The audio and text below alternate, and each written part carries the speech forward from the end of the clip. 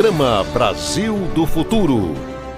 Notícia, opinião, as personalidades mais importantes e relevantes do cenário político passam por aqui. Tudo o que você precisa para começar o dia bem informado sobre os assuntos de Ribeirão Preto, do Brasil e do mundo, da política e do governo do Partido dos Trabalhadores. Apresentação: José Alfredo Carvalho, Nando Medeiros. Programa Brasil do Futuro. Nesta quarta-feira, 24 de março, o Brasil chega à triste marca de 300 mil mortos em decorrência da Covid-19. E hoje, o presidente da República anunciou a criação de um comitê de combate à Covid-19. Da nossa parte, um comitê que se reunirá toda semana. Tratamos também de possibilidade de tratamento precoce. Olá, minha gente, estamos de volta com a nossa série Réu Confesso e vamos, portanto, continuar falando sobre os crimes que o presidente Bolsonaro cometeu durante a pandemia. Quero lembrar que esta série é realizada em sintonia com o Diretório Nacional do PT e com a Secretaria de Comunicação Local do PT. Vamos refletir, continuar refletindo sobre os crimes do presidente.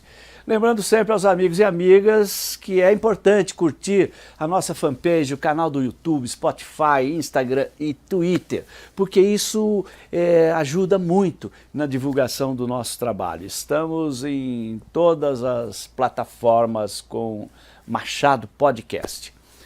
O Comitê de Combate à Covid-19 só foi criado por Bolsonaro 378 dias depois de a OMS declarar que a doença era uma pandemia.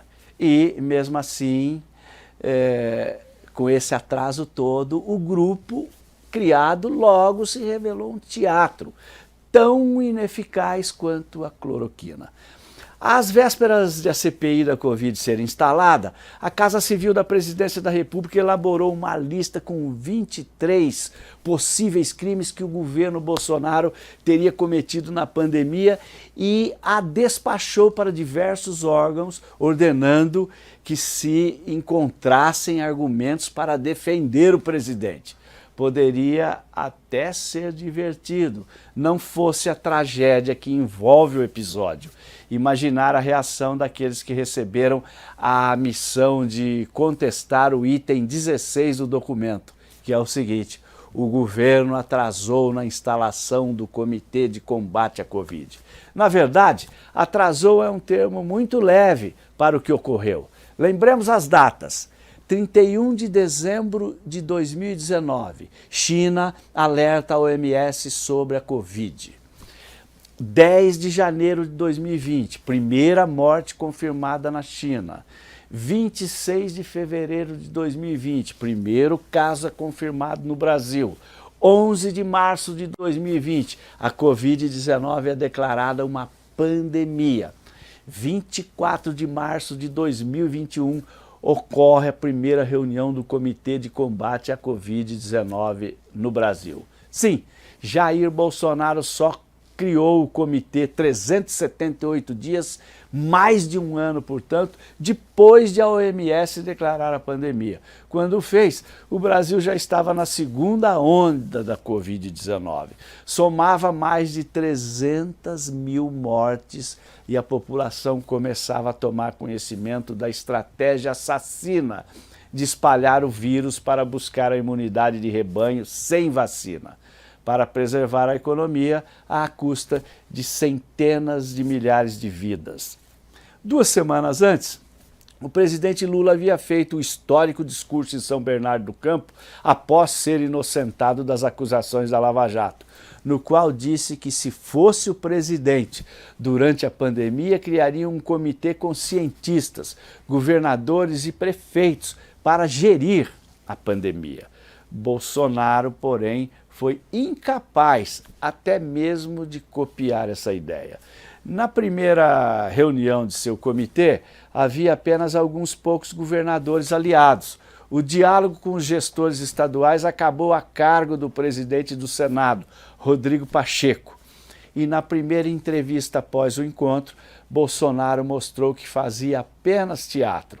insistiu no discurso de que era preciso investir no tratamento precoce, enquanto os brasileiros se desesperavam por vacina para todos. Depois disso, o tal comitê nada apresentou de relevante para superar a crise em que Bolsonaro mergulhou o país. A única medida concreta saiu da reunião de Pacheco com o Fórum dos Governadores, que acertaram uma reunião com a ONU para aumentar a oferta de imunizantes ao Brasil. Bolsonaro, mais uma vez, apenas simulou se preocupar com a vida dos brasileiros. Por hoje era isso. Aguardem novos episódios da série Réu Confesso. Muito obrigado e até lá.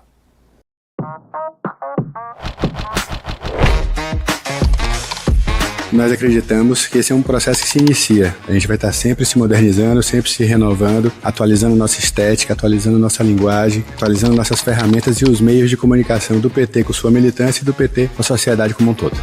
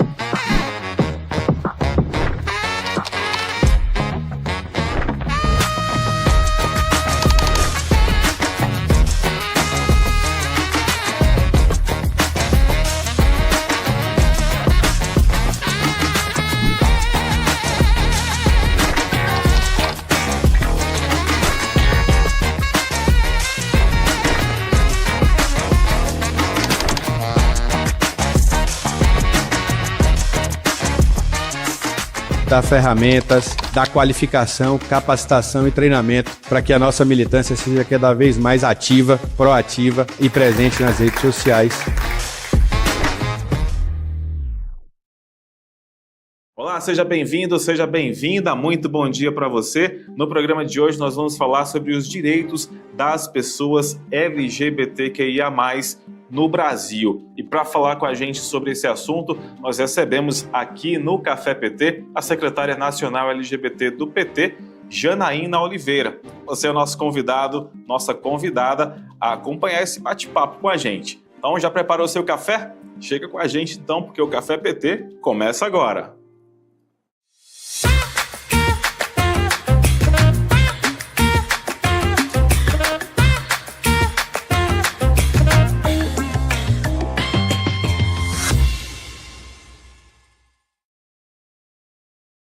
Secretária Janaína Oliveira, seja bem-vinda ao Café PT. Muito obrigado mais uma vez por ter aceitado o nosso convite. Como é que vai? Bom dia, Anderson. Bom dia a todo mundo que está nos acompanhando.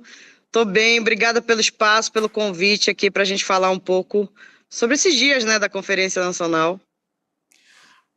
Tema importantíssimo, né, para a gente poder tratar aqui no Café PT. Janaína, você que é uma pessoa reconhecidíssima pelo seu trabalho, né, à frente da Secretaria Nacional LGBTQIA+, do PT, né, sempre bom ter a tua participação aqui com a gente para falar sobre esse tema que é tão importante, né, que é justamente os direitos, né, das pessoas LGBTQIA+.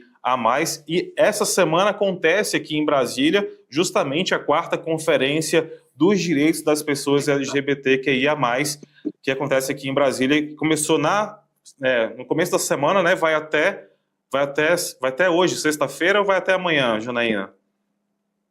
Até a sexta-feira, encerra todos os trabalhos. Ah, maravilha. A gente tem uma falinha, Janaína, antes da gente começar já indo para a primeira pergunta, da ministra Macaé Evaristo, né, ministra dos Direitos Humanos e da Cidadania, que durante a abertura da conferência ela assinou uma portaria que institui a Política Nacional dos Direitos das Pessoas LGBTQIA+. Eu queria que a gente mostrasse um trechinho dessa fala, né, bastante importante da ministra Macaé Evaristo, para a gente poder comentar sobre essa política que é tão importante.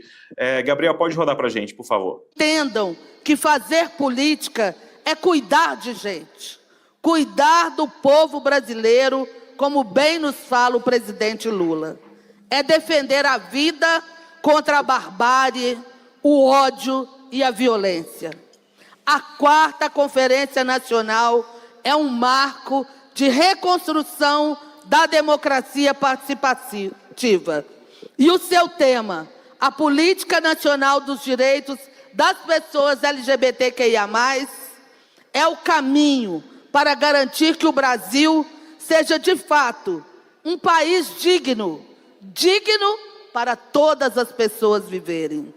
Poder público e sociedade civil estão aqui para firmar um pacto pela dignidade, porque condenar a população LGBTQIA+, as estatísticas de violência, de não acesso à saúde, de não acesso à educação, de mortalidade precoce, de não acesso ao trabalho decente, é o mesmo que negar-lhe a humanidade.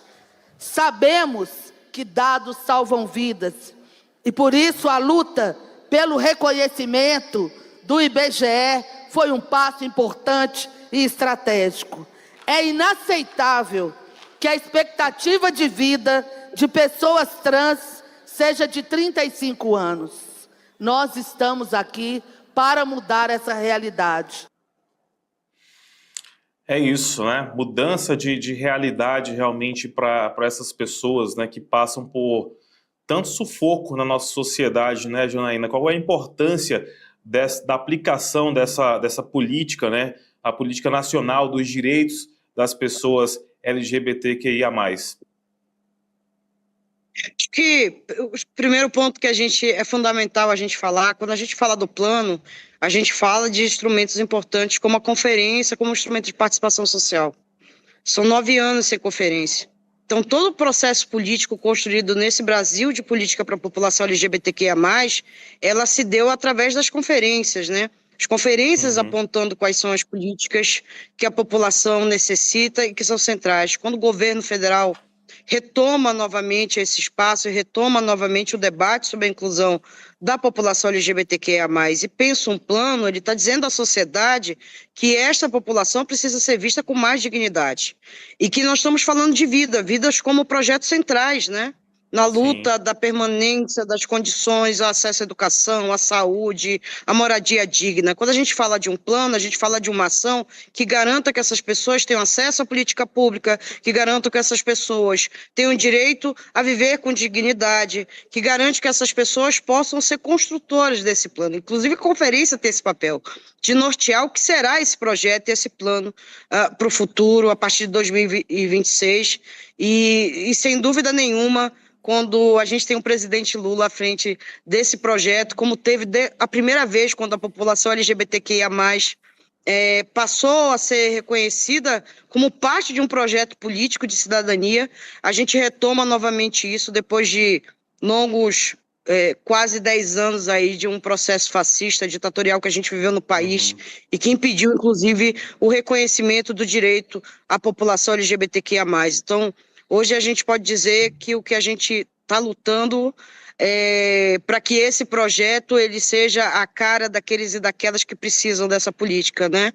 A gente passou 10 anos lutando para ter direito a existir no espaço executivo, no legislativo, e quando a nossa ministra Macaé reconhece, né, essas dependências, reconhece que o Estado brasileiro acaba deixando a população LGBTQIA+, muito mais vulnerável, e diz, não, precisamos dar um basta, ter um plano de ação que garanta empregabilidade, que garanta acesso à educação, que garanta acesso à saúde, no reconhecimento de um projeto que é feito junto com a sociedade civil. A conferência ela é um espaço, né, como você falou, que concentra ali ideias, dali partem inclusive várias políticas públicas voltadas, né, para a população LGBTQIA+, e 9 anos sem essas conferências, foram 9 anos aí, né, de retrocesso, né, Janaína, porque foram 9 anos em que todas essas pautas ficaram paradas. Imagina se durante 9 anos tivesse acontecido essas conferências, quantas pautas importantes, quantas políticas públicas importantes poderiam ter surgido ao longo desse período, né? Não só ser surgido, né? A gente vem de governos progressistas, quando o PT assume e o movimento social passa a sentar na mesa junto com o presidente, junto com o ministro, para debater a política pública. No governo fascista, no governo de golpe que a gente retrocede. Então, a gente tem integralmente as nossas políticas todas instituídas, com exceção do kit gay, porque o kit gay nunca existiu. Nunca houve um kit sendo entregue nas escolas, mas houve sim um desmonte de todas, absolutamente de todas as políticas para a população LGBTQIA+, principalmente do Conselho, como principal instrumento de participação social. E é no governo Lula que a gente retoma todos esses espaços. Então a gente passa a ter, pela primeira vez, uma Secretaria Nacional dos Direitos das Pessoas LGBTQIA+, dentro do Ministério de Direitos Humanos. A gente retoma o Conselho Nacional como espaço de participação.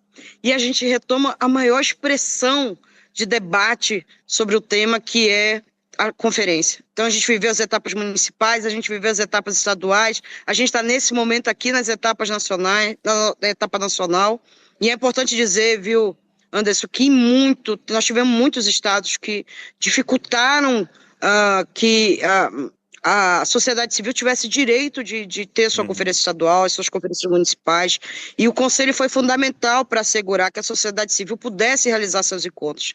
Essa é a primeira conferência em que a sociedade civil ela é amparada 100%, inclusive no seu deslocamento. Então nós tivemos, por exemplo, estado como Santa Catarina, que o governo se recusou a realizar uma conferência. Então, no sentido de reconhecer essa população como parte da sociedade. E o Conselho Nacional, junto com o governo federal, junto com o Ministério, disseram não, é importante que todos no país, todas as pessoas possam debater nas suas conferências qual é a política que desejam. Daqui a pouco, depois do intervalo, a gente continua conversando com a secretária nacional LGBT do PT, Janaína Oliveira. Não sai daí que a gente volta já.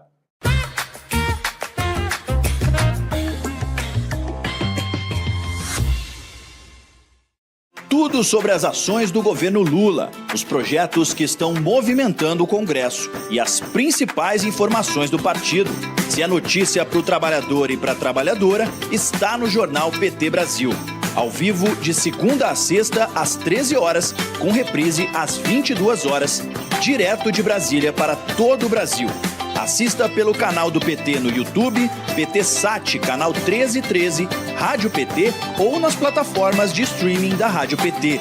O que é notícia no Partido dos Trabalhadores e das Trabalhadoras está no Jornal PT Brasil.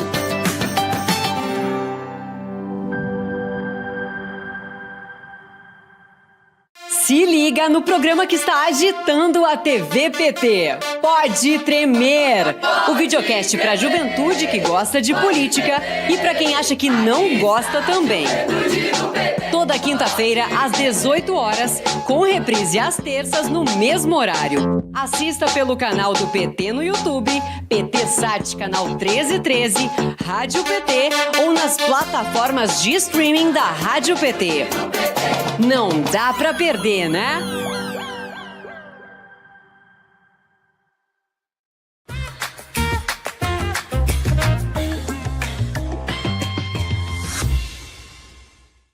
Já estamos de volta aqui no Café PT, muito obrigado pela sua companhia. Hoje estamos falando sobre os direitos das pessoas LGBT com a secretária nacional LGBT do PT, Janaína Oliveira. Primeira conferência após 9 anos. E eu queria abrir um parêntese aqui, Janaína, porque ano que vem é um ano eleitoral e eu acho que vale a gente dar uma reforçada em relação a isso, porque é importante que esse trabalho ele seja continuado, né? Porque senão, se houver uma mudança, e a gente está falando não só do governo federal, né, do poder executivo, mas também do poder legislativo, né? Preciso que essas pautas avancem, inclusive, no Congresso Nacional. Então, por isso que é preciso puxar justamente, né, convocar a sociedade para trazer esse pensamento e que quem você quer votar nas eleições do ano que vem, justamente para buscar realmente as pessoas, né, os parlamentares, os políticos que têm esse pensamento progressista para que essas pautas elas possam manter, né? Bom, é central. A gente não pode falar do executivo brasileiro se a gente não falar do legislativo. A sociedade precisa entender a importância de ter parlamentares que sejam parlamentares comprometidos com o povo. A gente não pode ter um parlamento que a fé seja utilizada como instrumento para promover o ódio. A gente não pode ter um parlamento que a exploração incontrolável do meio ambiente seja mais importante do que a preservação, que o cuidado, que o bem-estar. Quando a gente fala das eleições de 2026, que, claro, faz parte de todo o debate da sociedade, a gente tem dialogado muito com as pessoas sobre a importância de eleger parlamentares estaduais e federais que representem o interesse do povo, que não utilize símbolos de fé para promover ódio, que não adianta a gente ter um executivo que compreende o papel e a importância da inclusão da população como um todo, e ter um Congresso que usa dos instrumentos legais como uma forma de impedir o acesso à política pública ou de impedir qualquer diálogo que reconheça esses corpos. Então as pessoas precisam entender que, para além de eleger, claro, o projeto que hoje a gente constrói, que é o presidente Lula à frente de todo ela, a gente precisa ter, obviamente, um Congresso que tenha representação de democracia, que seja mais expressões que tenham a ver com o campo do progressista, que tenha a ver com o compromisso da luta do povo, que tenha a ver com o compromisso dos direitos humanos. O direito da população LGBTQIA+, faz parte desse processo. E, obviamente, a gente também vai estar na rua aí fazendo campanha para nossas candidaturas, para que a gente tenha muitos mais parlamentares nesse espaço, como a gente tem no senador Contarato, quando a gente tem a deputada Duda Salabert. A gente precisa ter mais representatividade nesse espaço para garantir mais comprometimento do Congresso, no sentido de pensar a política, mas de pensar a partir do papel que esse parlamentar tem que ter, com menos ódio e com muito mais amor. Claro. É o que a gente espera realmente para as eleições do ano que vem. Janaína, antes de passar para a próxima pergunta, eu queria que a gente exibisse um outro vídeo que agora é da sua participação aí na abertura da conferência, né? Da conferência dos direitos das pessoas LGBTQIA+. Vamos assistir um pouquinho.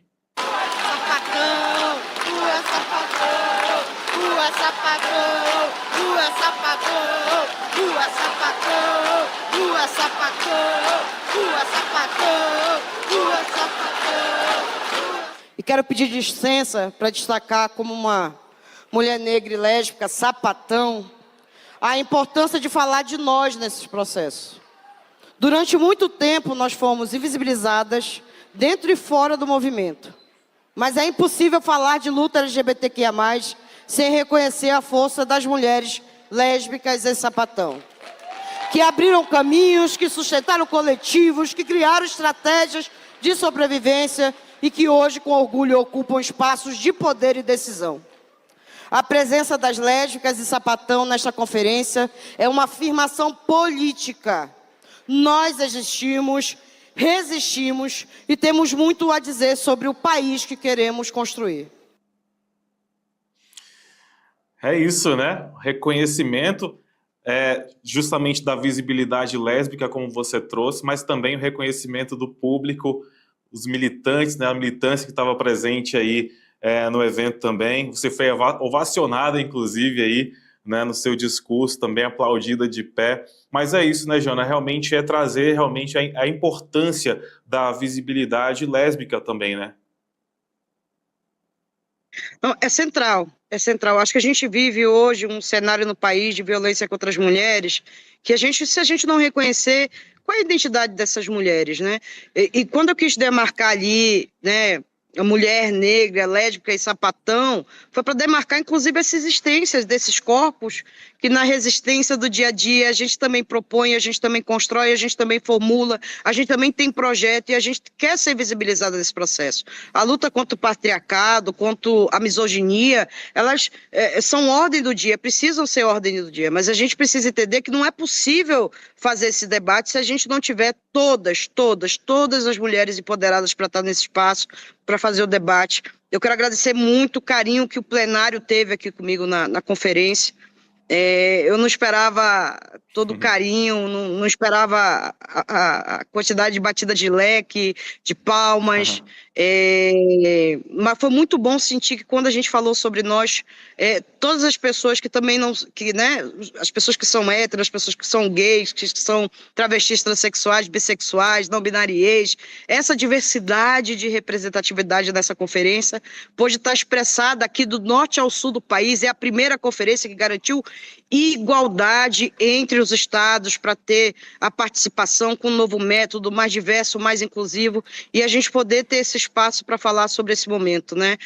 Para mim foi um momento de muita emoção, porque foram mais de 9 anos do nosso apagamento, da nossa história, da nossa luta, e de muita resistência, e encontrar esse momento que é a conferência, que é uma construção que não é feita só para quem está no cenário nacional, mas para quem está na ponta, sabe? Quem pôde ter a oportunidade, como eu, de acompanhar conferências em municípios no interior, o esforço que a nossa militância, que o povo teve para fazer a conferência, para debater a política, para falar sobre a necessidade de inclusão, e o movimento lésbico muito forte nesse processo. Então as mulheres lésbicas de Sapatão muito organizadas para estar em todas as conferências, para participar e para falar de participação, assim como a gente também reforçou nos últimos dias a importância da gente não falar de divisão, né? O movimento LGBTQIA+, é um movimento de unidade, a gente não quer excluir ninguém, a gente quer incluir as pessoas, a gente quer que todas se sintam acolhidas e que todo mundo saiba que a luta de cada um é a luta de todos nós também. Com certeza. Então, demarcar esse momento foi fundamental, né? Então, eu fiquei muito, muito feliz, muito emocionada e muito feliz com a abertura. E a gente pôde contar com a ministra Sônia, com a ministra e nossa eterna presidenta Gleisi Hoffmann, a nossa ministra de Mulheres, a Márcia, o Márcio Tavares esteve aqui como um ministro interino. Então, foi muito, muito importante, vários parlamentares. Mas, nossa, gente, eu tenho que reconhecer, teve uma grande mobilização. Os vereadores e vereadoras LGBTQIA+ desse país se esforçaram muito para chegar aqui também e participar desse processo. Então, foi uma conferência de marco, de história e de muita alegria. De choro também, mas foi um choro de alegria, dessa retomada de espaço novamente. Daqui a pouco, depois do intervalo, a gente continua conversando com a secretária nacional LGBT do PT, Janaína Oliveira. O Café PT volta já.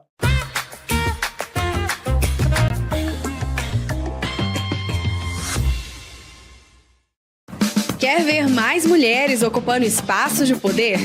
Então se liga no Elas por Elas. O programa que encara os desafios das mulheres brasileiras, a misoginia, discriminação, a violência política de gênero, muita perda de direitos. O LIC 180 tem papel importante e também vai estabelecer um diálogo. A importância da rotatividade. Que eu senti na pele. Mas, seguindo o debate, incentiva e prepara você, mulher, para a disputa política. De segunda a sexta, às 4h na TV PT. O canal do partido que mais elege mulheres no Brasil. Eu sou uma delas, são elas por elas, ocupando os espaços de poder.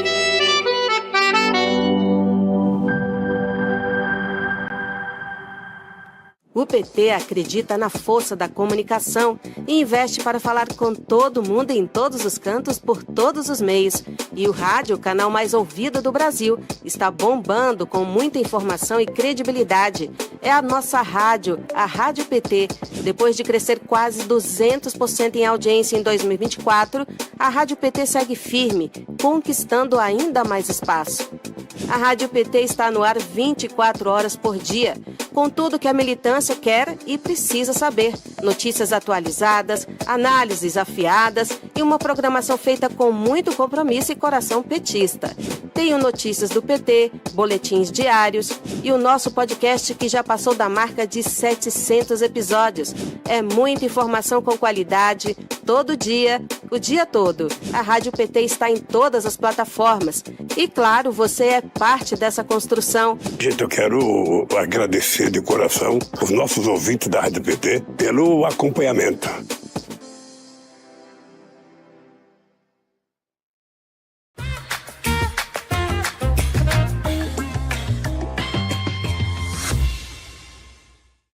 Muito bem, já estamos de volta aqui no Café PT. Hoje estou conversando com a secretária nacional LGBT do PT, Janaína Oliveira sobre os direitos das pessoas LGBT no Brasil. Antes da gente continuar também, Jana, tem um outro vídeo que eu gostaria de chamar para a gente poder comentar sobre ele, que você também trouxe um assunto bastante importante na conferência, e aí a gente comenta ele em seguida, tudo bem? Pode rodar.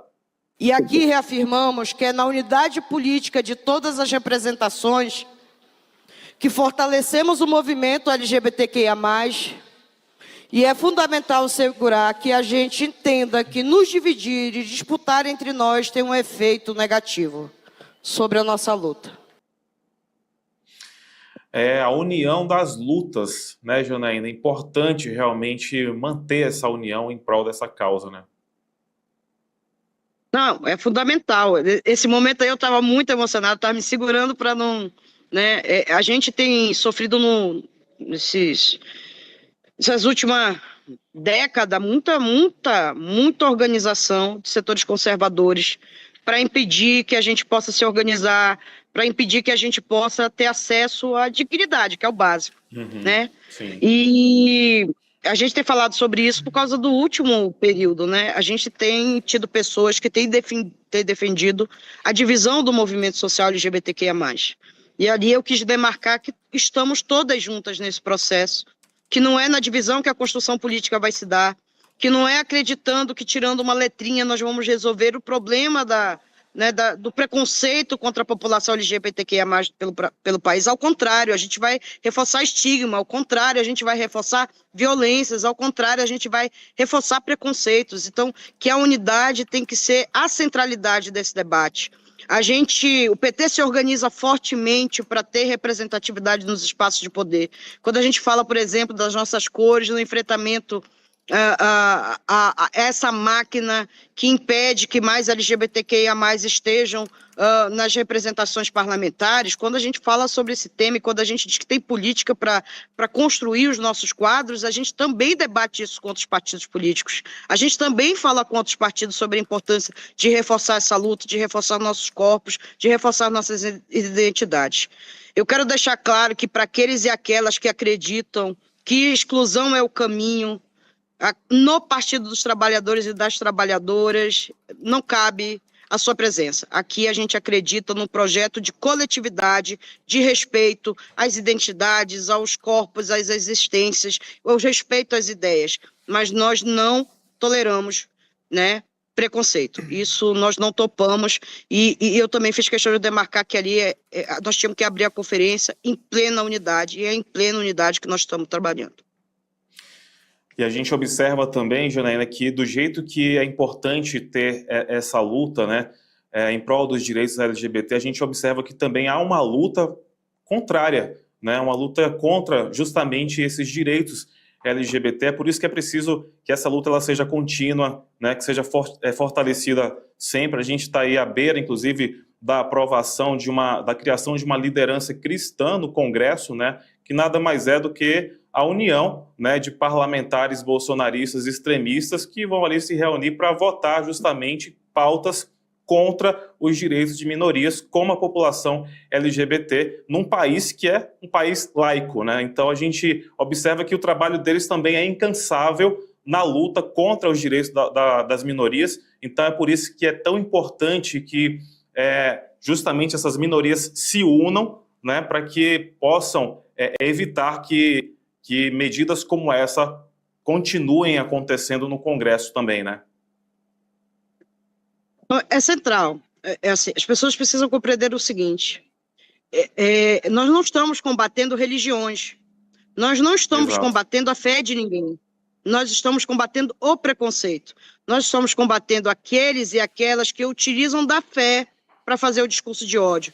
Nós estamos combatendo aqueles e aquelas que utilizam da fé para promover a violência. Nós estamos lutando contra aqueles e aquelas que são contra políticas públicas de inclusão e de proteção de corpos. Então, quando a gente aborda o tema LGBTQIA+, quando a gente aborda temas como o tema das mulheres, da autonomia do corpo das mulheres, quando a gente fala sobre a importância do enfrentamento ao racismo no país, nós não estamos de mimimi, pelo contrário, nós estamos dizendo que as pessoas têm direito a viver. Quando as pessoas falam de fé, as pessoas falam de vida. A gente também fala de fé, a gente também fala de vida. O que a gente combate são os preconceitos. E essas pessoas que estão no Congresso ocupando espaço, utilizando da má fé como forma para combater a existência das pessoas, elas precisam ser enfrentadas. Por favor, você que está aí do outro lado, que está nos ouvindo, que está nos escutando, entenda, nosso objetivo não é destruir ninguém. Nosso objetivo é garantir que o preconceito não destrua vidas. E aquele e aquela que tem um preconceito como mote de campanha não merece o voto de ninguém. Porque essa pessoa defende a violência, essa pessoa defende o ódio, essa pessoa não defende o povo. É sobre isso que a gente quer chamar a atenção das pessoas. Porque quando essas pessoas descem do Congresso, elas fazem da nossa existência uma arma contra nós mesmos. Eles podem se armar como quiserem, né? A nossa arma são as ideias. As nossas armas é debater a partir da democracia. As nossas armas é acreditar que todos têm direitos, todas as pessoas têm direitos. E o Congresso é para todas as pessoas. É nisso que a gente confia, acredita e não tem dúvida. Por mais que eles se organizem, a gente continuará se organizando também. Eles deram um golpe, continuamos firmes.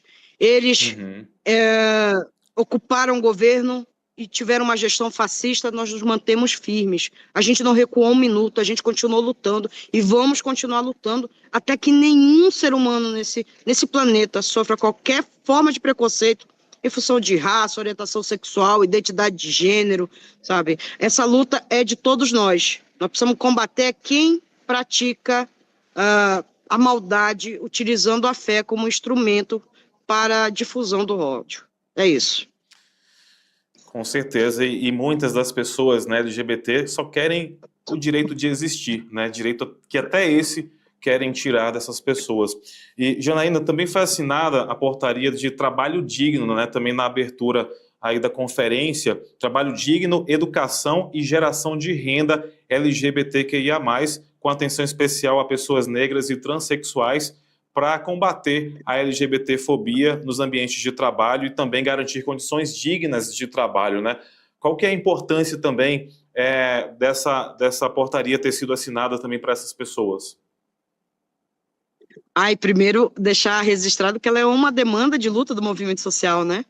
É um trabalho construído a muitas mãos, não só da gestão pública, mas da própria participação direta da sociedade civil. E eu quero falar um pouquinho, o Banco Mundial tem feito uma pesquisa muito importante sobre a população brasileira LGBTQIA+. Inclusive, um pouco dos dados que eles têm divulgado fala, inclusive, que a população LGBTQIA+, tem falado muito de educação como uma ordem de prioridade. Mas o movimento trans, o movimento negro LGBTQIA+, tem dialogado sobre isso, né, sobre trabalho digno.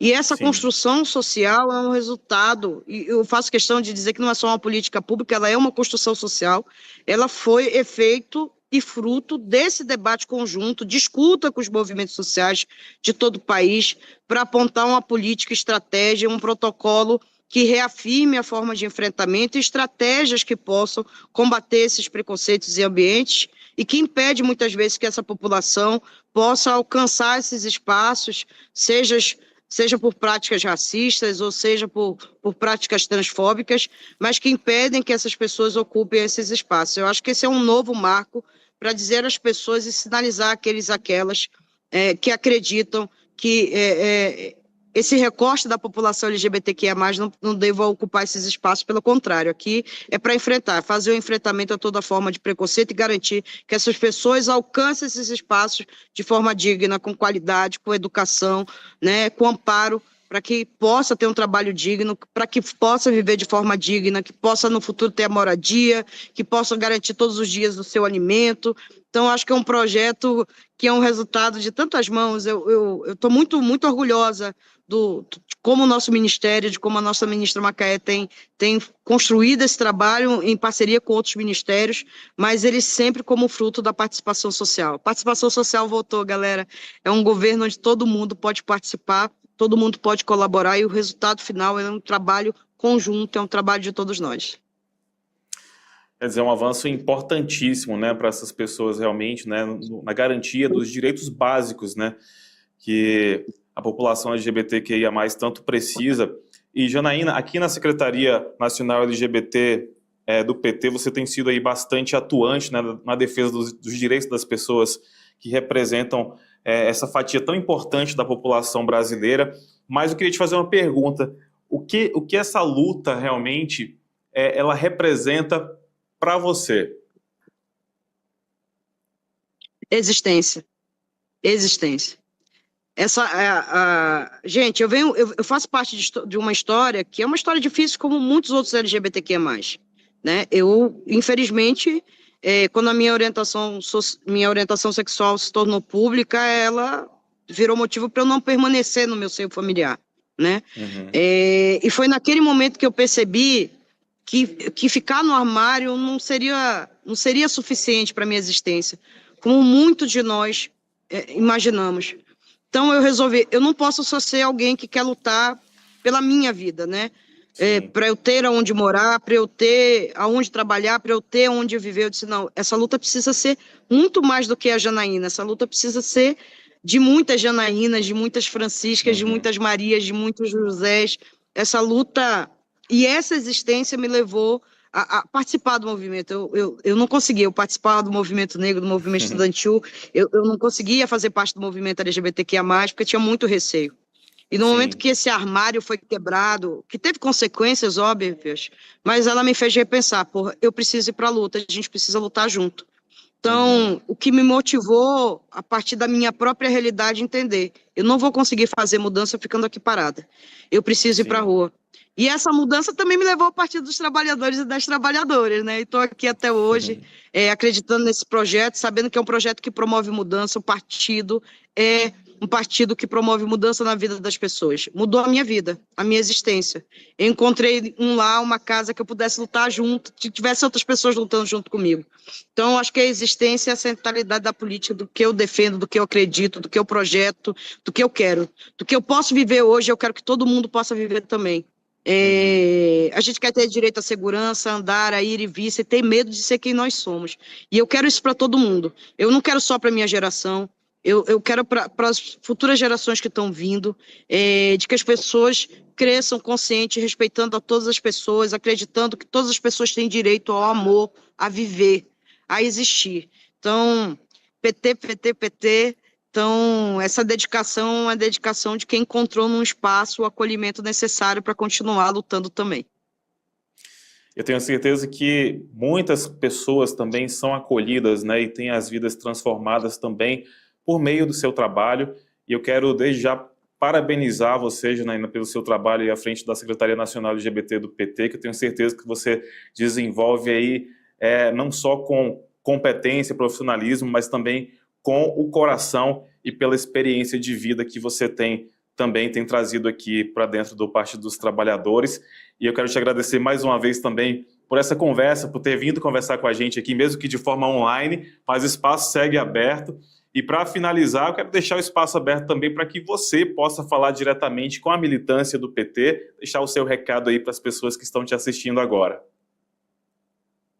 Anderson, muito obrigada pelo espaço, obrigada por esse momento. E galera, vamos lá, a gente está saindo da Conferência Nacional LGBTQIA+, para construir o nosso plano, mas a gente tem em janeiro o Encontro Nacional da Secretaria. Então, olha aí, vamos ficar atentos às etapas estaduais, se credenciar, participar, construir, apontar estratégia.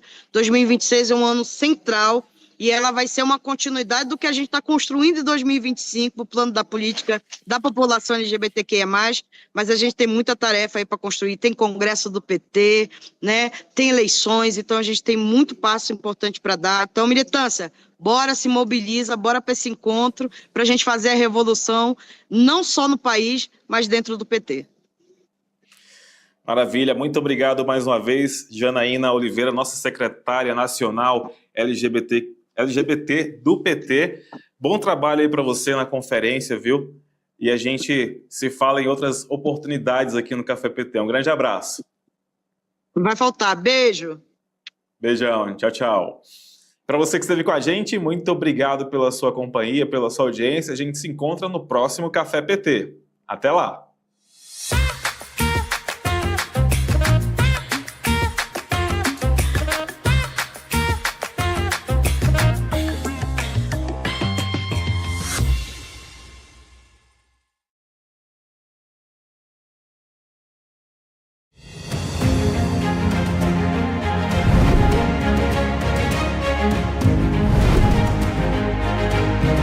Olá, neste programa você verá a segunda parte da Frente Parlamentar dos Planos de Educação. Vai saber o que rolou nas oficinas da Alesp. Vai vibrar com a sessão solene do Dia dos Professores. Confira. A Assembleia Legislativa viveu uma semana intensa de debates sobre educação, em comemoração ao Dia do Professor, 15 de outubro. Entre os dias 14 e 17 foram realizadas várias atividades envolvendo estudantes, professores, pais, pesquisadores e representantes dos governos estadual e federal.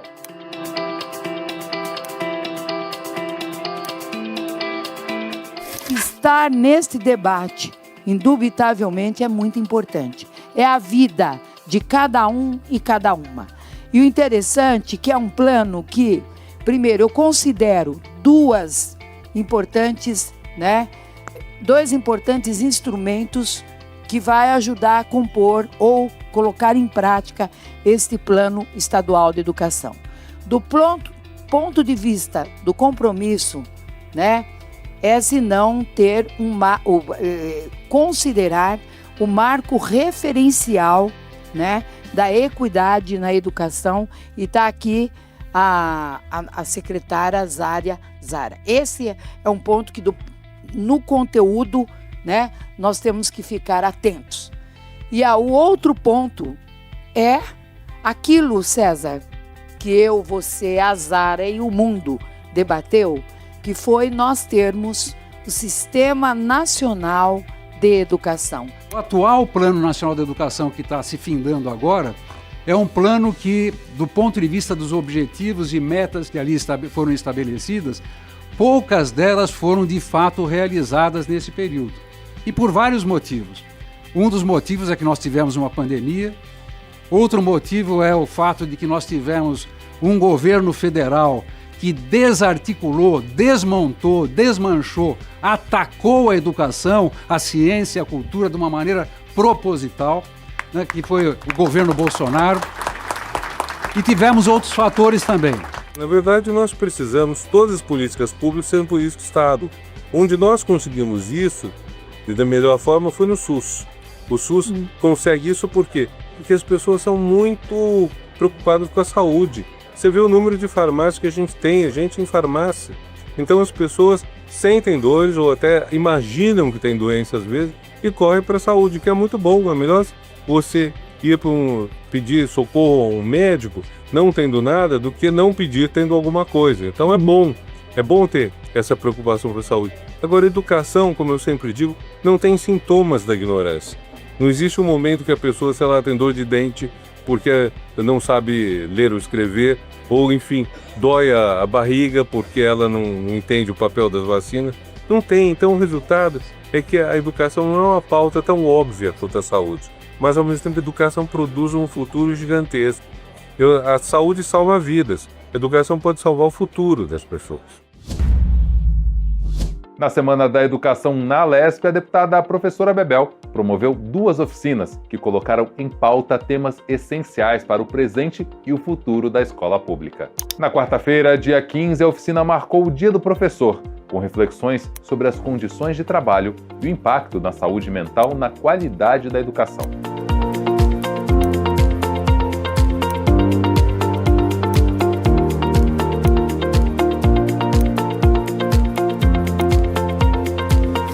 A cada aula que você dá, a cada providência que você toma dentro da sala de aula, você está mudando o planeta.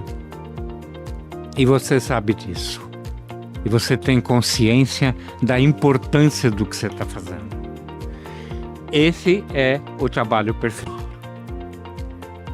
Ora, por que então o professor sofre quando trabalha? Porque ele não consegue trabalhar, porque ele não consegue educar.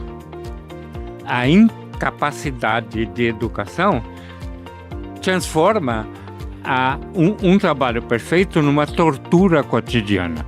O que acontece quando você tem essa relação?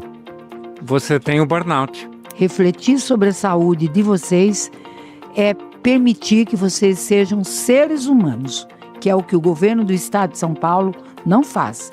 Nos tratam como coisa. E nós vamos mostrar que nós não somos coisa. Nós somos pessoas de cabeça erguida, tá certo? E que nós sim é que mantemos a educação pública no estado de São Paulo. Na quinta-feira, dia 16, a oficina reuniu entidades do movimento estudantil, como a União Nacional dos Estudantes e a União Paulista dos Estudantes Secundaristas, além de professores e gestores que discutiram os rumos da educação paulista.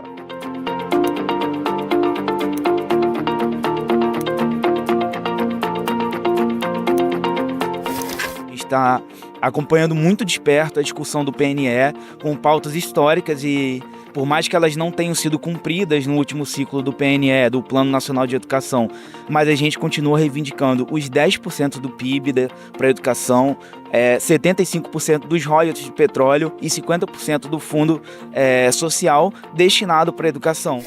Encerrando o encontro, o grupo Batuquedum realizou uma vibrante apresentação de samba reggae.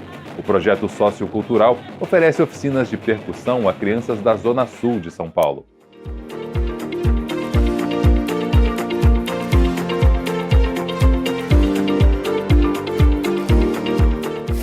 Essa semana da educação, eu não deveria estar fazendo. O que tinha que estar fazendo já tinha que ter uma lei para criar, eu vou fazer isso. A Semana da Educação na Assembleia Legislativa, com a apresentação artística, com um balanço, na verdade, de tudo que os estudantes fizeram nas escolas públicas, para além deles virem, para além dos professores virem. O poder não emana do povo. Uma forma de emanar do povo é oferecer os espaços exatamente para que eles possam se apresentar. Porque a hora que a gente propuser um projeto, eles não ficarem dizendo, mas não ouviu o pai, não ouviu o aluno, não, a gente ouviu, né? Vocês aqui acho que não têm a prática. Após uma semana de intensa atividade, a categoria recebeu uma homenagem em sessão solene na Assembleia Legislativa do Estado de São Paulo, no dia 17. A sessão não se limitou a comemorar a data. Ela também reuniu profissionais da área para debater as adversidades que professoras e professores enfrentam, como a defasagem salarial e a precarização das condições de trabalho. Quando nós discutimos os planos decenais de educação, nós não vamos conseguir colocar a cabo esses planos sem os profissionais sendo valorizados, bem remunerados, podendo ter formação continuada, enfim, sendo respeitados pelo poder público. O evento também abordou iniciativas do governo federal para garantir melhores condições de trabalho para a categoria, além de ressaltar a importância da aprovação do Plano Nacional de Educação, que está sendo debatido em Brasília.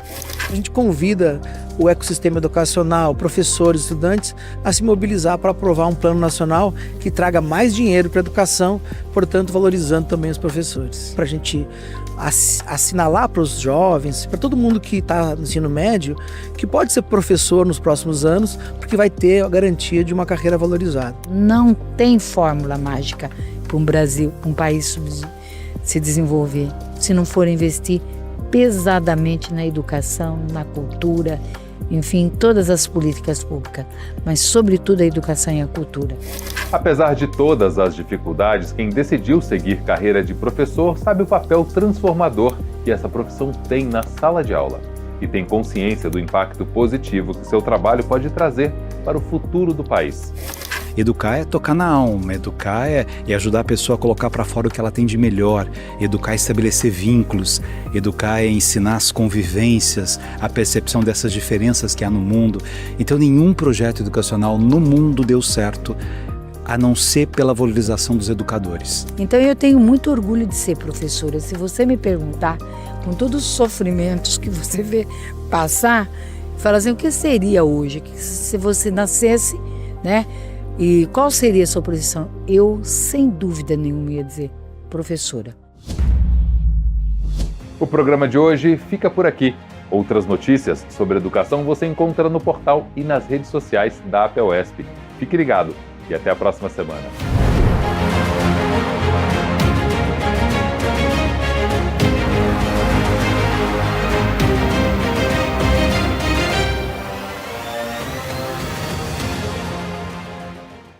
Você sabe, na hora em que precisa, é com o PT que você pode contar.